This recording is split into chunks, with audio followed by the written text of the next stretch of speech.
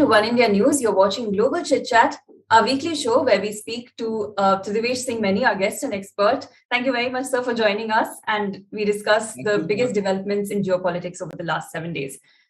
At the top, sir, let's focus on the Vienna negotiations. So the talks between Iran and other signatories of the Joint Comprehensive Plan of Action have resumed 29th November. The US so far is not keen on lifting all the sanctions on Iran. Iran is still adamant that it'll fully comply once all the sanctions are lifted. So, what can be realistically achieved out of the negotiations this time? And can this stalemate be broken? Engagement, dialogue, negotiations are always better. So there is no question about that, rather than, allowing things to escalate. The fact is, we need to have a realistic appreciation of the situation. So what are the positives? First of all, obviously, the fact is that a lot of people had expected that the new leadership in Iran would be far more hardline. They may not even engage with the West, but they have been continuously engaging with the West, right? Especially with France. In fact, I think days after taking over, the Iranian president actually spoke to Emmanuel Macron, right? Now, what has happened? Essentially, again, we need to come back to the terms and conditions, that what are the stumbling blocks.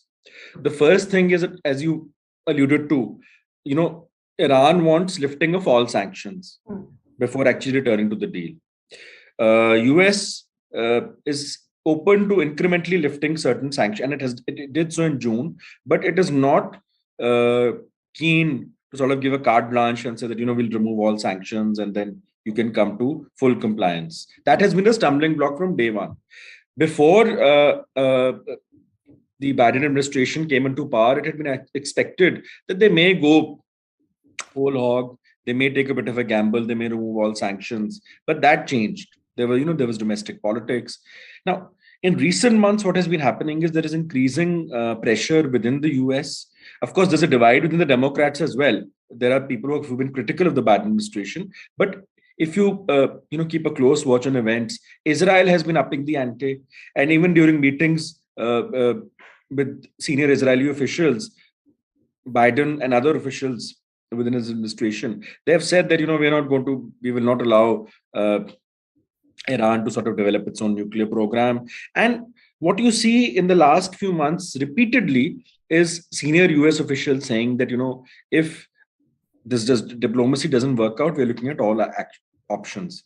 All options are on the table, basically. So, and Iran has also been saying, especially the new administration, they've been saying that the approach of the Biden administration is no longer very different from that of the Trump administration, because they've in fact even imposed certain sanctions.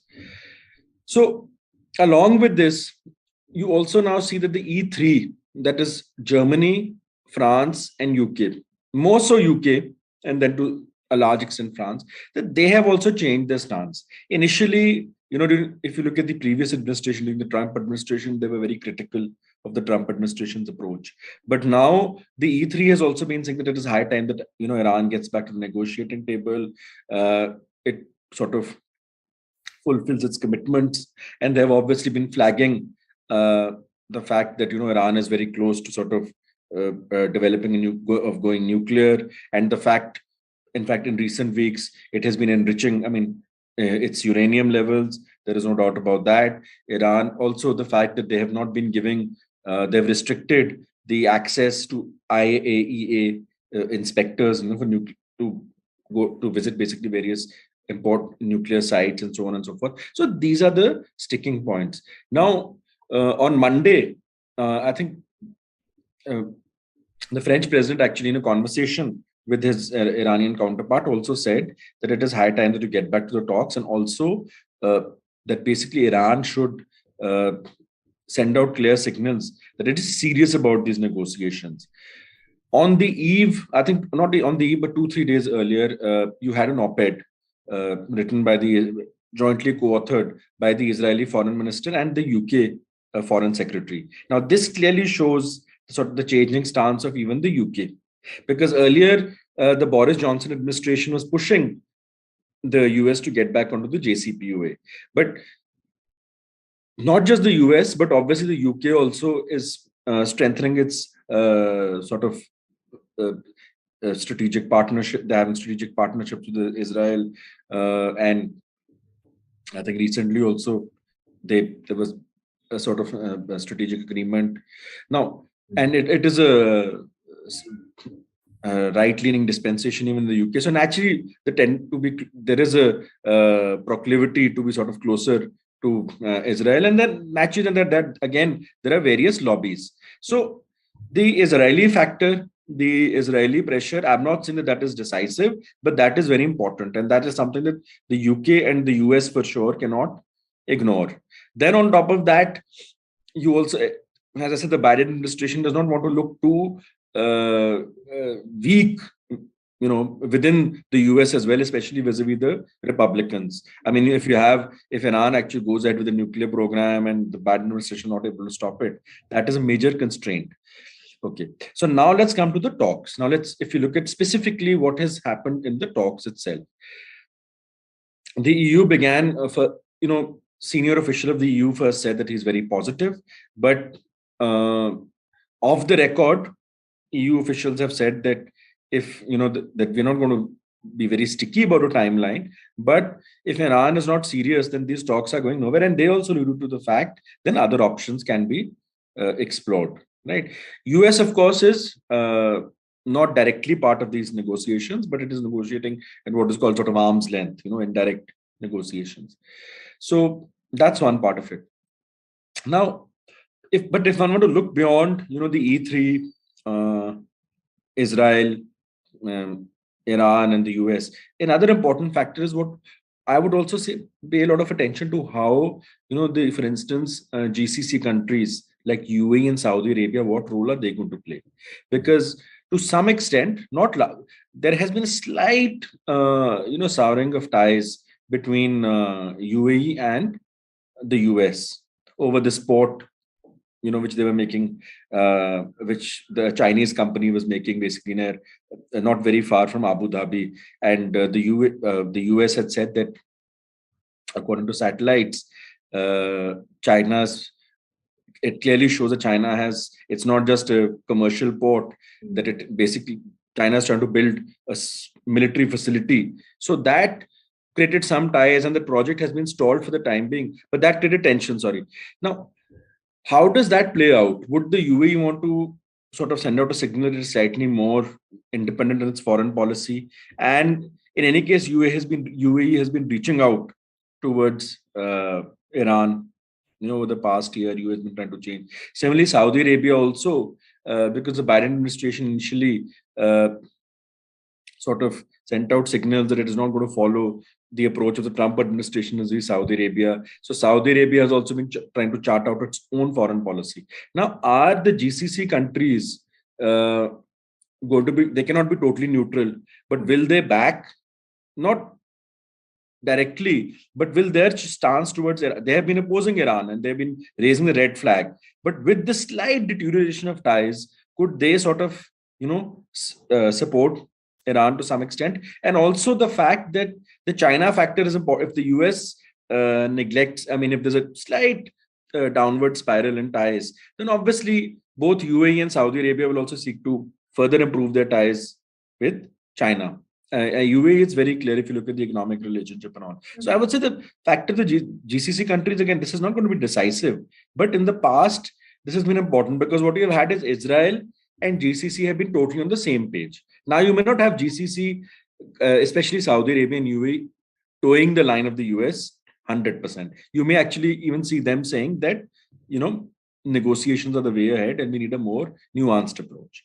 And finally, of course, most important, the two decisive countries, if you look at China and Russia, they have Russia has gone to the extent of saying that not only removal of all sanctions, but even the condition which Iran is asking that, basically that if that US should give a guarantee that if in future that it will not withdraw from an agreement like it did in 2018. And Russia supported that.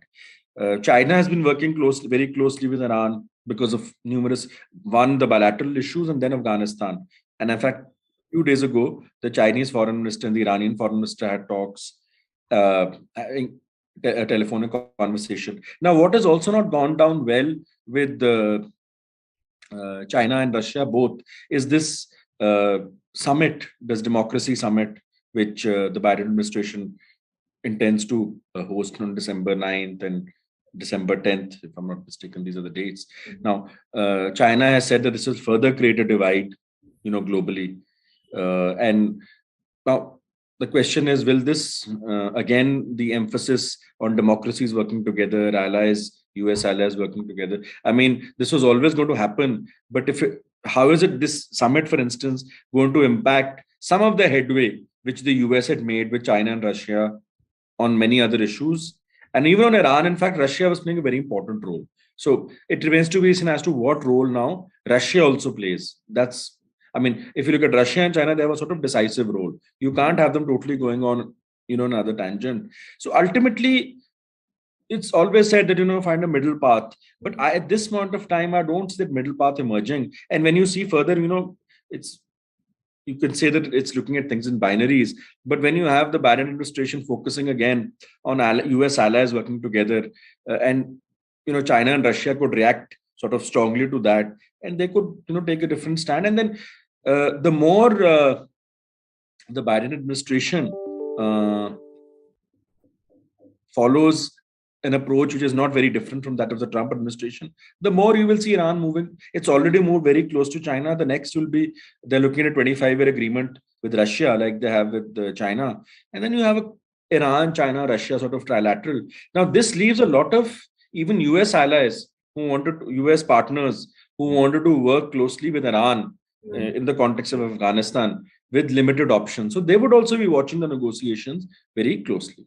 So, sir, let's now turn our attention to the vaccine and the new strain that's emerged, Omicron. The only defense, of course, is a vaccine. But then there are huge populations in many countries that are still unvaccinated for various issues, either lack of doses or, the policies there. We are running against time with Omicron. So what do you think what is being done and what should be done to fight the vaccine inequity issue? So this issue was flagged by the WHO chief also last month. If you look at the figures, for instance, I think only 7% of the population in Africa has been vaccinated. And globally, I think 40% of the population, as of November, had been vaccinated. If you look at the distribution of vaccines, I think 70% of the vaccines have reached 10 countries. So if you look at the figures, that clearly reiterates this point about the vaccine inequities.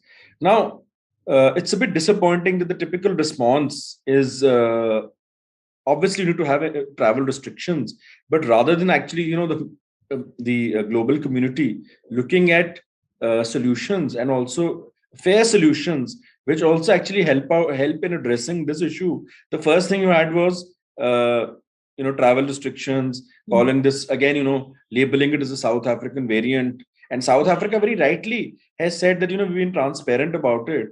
We shouldn't be punished for that. I mean, certain countries, as you know very well, have not been transparent about it also in the beginning. So I think that's something which you need to have restrictions. And the other thing is, you live in a global village. Even if you have restrictions, already you can see the cases even in countries like South Korea, because this travel to Europe, you have tourists from all over the world going to Europe because Europe had opened up recently. So travel restrictions by themselves are not going to help out. This issue needs to be addressed. That's one thing. Secondly, on Monday, earlier this week, in a China-Africa summit, the Chinese president had spoken about the fact that, China will again provide Africa vaccines. Last month, the US Secretary of State had visited Africa and he had said that you need to boost your local vaccine production. So now the fact is, instead of this rivalry between US and China and Africa, it's a multilateral organizations have been flagging this issue, and in some form they have been working together. But I think even this COVAX facility, this is also not delivered to the extent which was expected. So I think the first thing is that the great powers plus other countries to actually work together, and rather than treating Africa as a battleground, that's China and US should actually work together. This is a good opportunity to work together on this. They're working on numerous other issues, and they have said that we'll work together on COVID-19. So why not look together in different ways at removing these vaccine inequities? And even otherwise, for the global community, that you can't just look at Africa as a place which is rich in natural resources. So the West, especially, their approach towards Africa needs to, and it gets reiterated that how various countries, they have this condescending sort of approach. This is very unfortunate. So ultimately, multilateral organizations, various countries, which have stakes in Africa and which don't also on a humanitarian basis, need to ramp up, in different ways, the supply of vaccines. And then, of course, if countries can also give support in ramping up the local production, that is also ideal. That there is no escape from that at all. Lastly, sir, we can come back to the travel bans. You did speak on it. That was one of the knee-jerk reactions. The response has to be more comprehensive. The vaccine inequity needs to be plugged. But do you think travel ban is really a solution? Have we taken lessons from the previous waves? Can things be done a little differently now? Okay. So one is you need to, so for instance, yes, things like tourism and all, you need to be very careful. It needs to be done. And those steps, for instance, in India have already been taken out. I think that apart from the essential flights, tourists were to be, tourist flights were to commence, I think, from December 15th. For the time being, that's been put on hold. But globally, I think we need to ask ourselves that if you start imposing bans, what happens to people, to families? This leads to separation of families. This leads to, in many cases, students have to, now, for instance, Australia, Indian students have to go to Australia. They've been waiting for nearly 2 years now. Right. So you have to have a nuanced approach. You can actually keep the borders open for certain categories, emergencies, students. I think even at this point of time, even business can be avoided. But another point of, which you also need to bear in mind is, certain countries went to the extent that Australia, for instance, did not even allow Australian citizens who visited. So they have also been stranded in other countries. So this lack of nuance needs to go. And the other thing is, if it's spread by now, already different countries have it. So you need to actually come up with strategies which counter the spread. So one, as we discussed earlier, the vaccine have nuance. Even at a local level, you need to start doing that. So for instance, I think at certain places you can have that only if you have double vaccination, you should be allowed to enter places, or at least, people should have an RT-PCR test and then enter. Because I think the app which you already have, that needs to be further strengthened, and even especially for places like hotels,